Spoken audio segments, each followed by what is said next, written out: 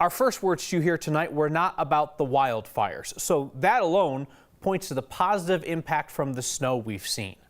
And firefighters got extra help as the East Troublesome Fire barreled towards Estes Park, help from a fine bit of forestry, something Rocky Mountain National Park rangers call the catcher's mitt. Here's Steve Steger. Yesterday's meeting, I talked about the fuels treatments that the park has done.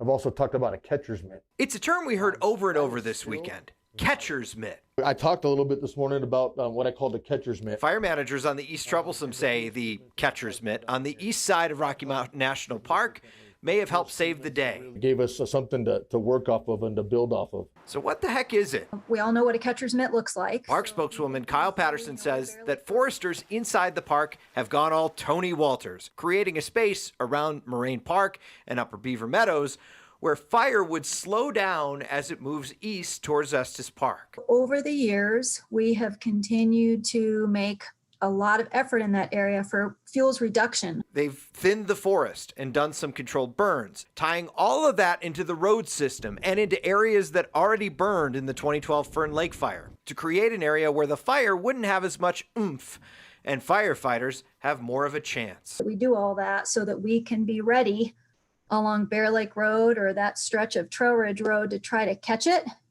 before it heads into the Estes Park community. This weekend, it worked. Firefighters were able to do their work, and Estes Park, for now, is safe. A reminder that when you see trees cut down and controlled burns inside the park, there's a reason. It's hard sometimes for people to accept when you're taking down trees or doing pile burning or lighting a match in areas to do prescribed burns.